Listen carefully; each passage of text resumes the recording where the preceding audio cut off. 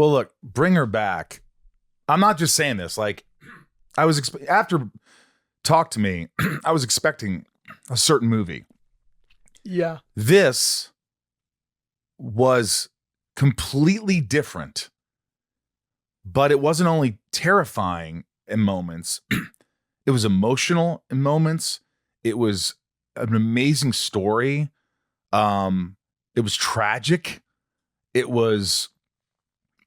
There are some scenes with the knife that I probably shouldn't talk about it, right? No, you can't. No, please. I don't know how you did it. I mean, this kid puts a butcher knife in his mouth, through his teeth, and into his throat, and he's bleeding. How old is this kid who's doing it? 10, 11. He was at the time. How long did this stunt take to get right? It's so interesting because anything that looks really horrific on camera is the most fun to shoot. And the task or the challenge for all of those set pieces, all those moments, is like, how can we execute this practically? We have two prosthetics teams that are with us, and we like pit them against each other, be like, oh, do you see that head he's doing over there? You should try and do better than that. Like, there's a healthy competition, and like there's those conversations like, I really want to execute this practically. There's other stuff with a table, I'm like, I want to execute that practically.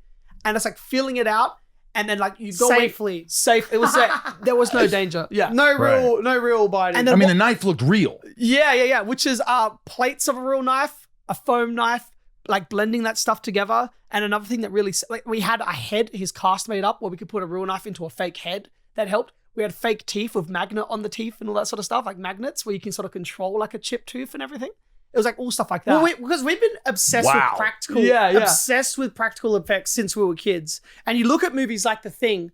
Why does that look better than modern movies? Because it's practical. Now? It's practical. It's tangible. Exactly. And there's something about getting it in camera. Thank God in some way. for you guys, because I always say that. I'm like, why don't they just do practical? I'm so tired of too many effects in movies. It takes me out. Yeah, it does. It always takes me out. I'm like, fuck, same shit. Yeah, exactly. It's exactly that. There's something about the realism in it that puts you in this moment. If you're going to build up to a certain scene or a moment and then you just cover it with visual effects, the same thing, it takes me out of it. But there's something about there's a rawness to it. The most you can do practical, VFX should only be used to merge those things, to enhance them. So, for example, to make sure there's no crinkles in the foam, the fake knife, and how do you make it? It's got to enhance it, not the whole thing. I mean, it should never be the whole I say thing. yes, definitely for these horror films, but I absolutely, there's some VFX like in those bigger budget, like a superhero film or something, that I actually do love the spectacle of the big VFX thing. Like, I Sometimes. it depends. Sometimes. It depends on the project. I just think they're overdone now, and it's like, a lot of movies just look the same. Like they're the same movies, like a lot of superhero movies. Well, they're kind of like, it's like people can say, oh, that's good, but it's pretty much the same with different dialogue and different characters, but the same things going on. They're just gonna allow auteurs or like director-led visions, as opposed to filmmaking by committee. It feels like if they're like really like allowing them to put their fingerprints on it. Like, I'm so fucking excited for the new Superman movie and what James Gunn. Like, I'm like that. Like, I know like he's an auteur and he'll have his own fingerprint and his own vision. So I'm so excited for that. And that feels like a filmmaker-led project as opposed to making it by committee. Which, yeah, absolutely. And then also with the knife thing, sorry, jumping back. Once we'd shot it and it looks amazing, and like pass after pass after pass after pass, like on the VFX thing, it was like, I need to blend that. That doesn't look right. Blend this. We need this.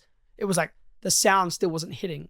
And I'm like, it doesn't sound. It needs. I get people can like look away, but I want it to be like that. What they hear is just as horrific. There's a sound. You have to find that sound. It's not. Do you know how we did it? How? We had a microphone like this. We were in the sound designer's studio, and I was like, get me a knife. And then like we got the knife, I put it in my mouth, and I did the action, and we recorded it. And that's why it sounds like, oh my God.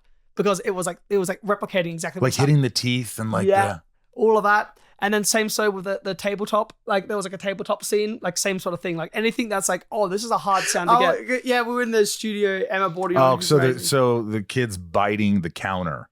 Like ripping it apart, this hard wooden counter. Yeah. It is I've never seen anything like it. Oh, yeah.